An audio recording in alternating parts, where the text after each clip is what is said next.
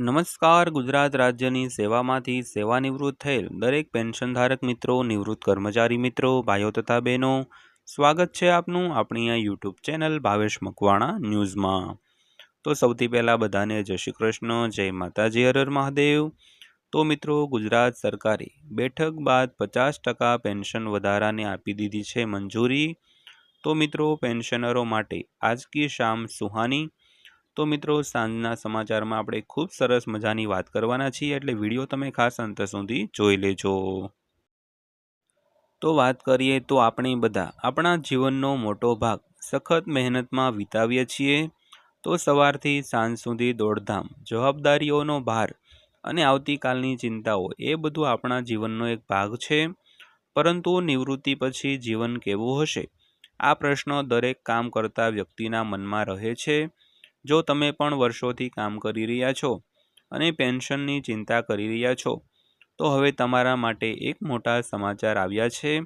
તો સરકારે જૂના પેન્શન નિયમોમાં એક નવો સુધારો કર્યો છે, જેના હેઠળ હવે 30 વર્ષની સેવા પૂર્ણ કરનારા કર્મચારીઓને તેમના છેલ્લા પગારનો 50% ભાગ પેન્શન તરીકે મળવાનો છે મિત્રો.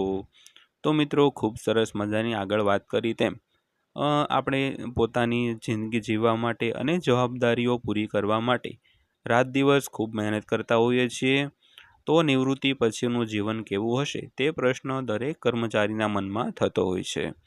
તો ખાસ કરીને સરકારે નિવૃત્ત પેન્શનરો માટે એક જાહેરાત કરી છે, જે સરકારે જૂના પેન્શન નિયમોમાં એક નવો સુધારો કર્યો છે અને જેના હેઠળ 30 વર્ષની સેવા પૂર્ણ કરનારા કર્મચારીઓને તેમના છેલ્લા પગારના 50% પેન્શન તરીકે મળવાનું છે મિત્રો.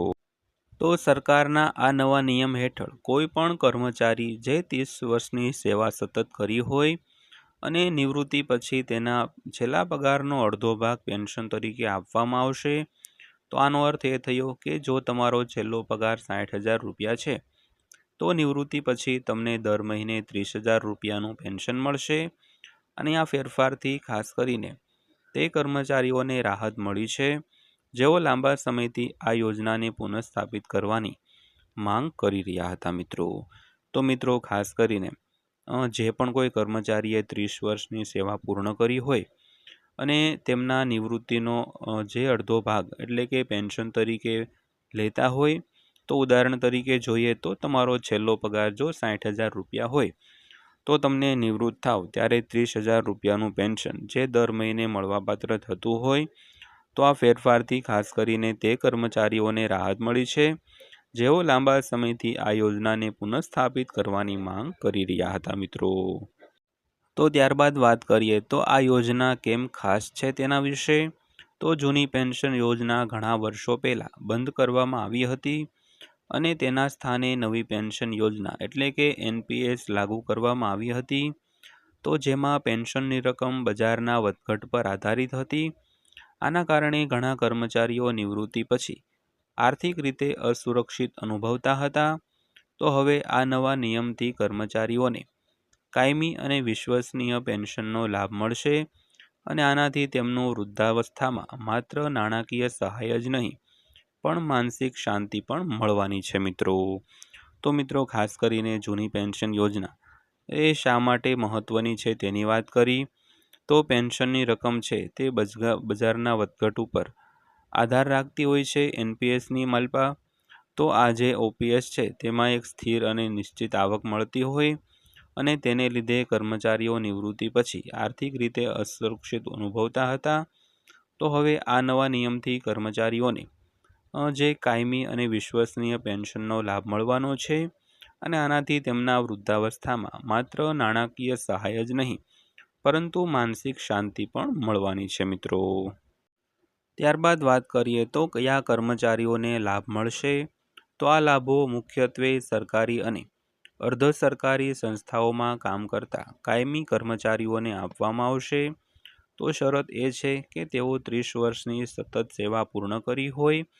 આ ઉપરાંત આ એવા કર્મચારીઓ માટે એક સુવર્ણ તક છે જે નિવૃત્તિની નજીક છે અને પહેલેથી જ જૂની પેન્શન યોજના હેઠળ આવે છે મિત્રો.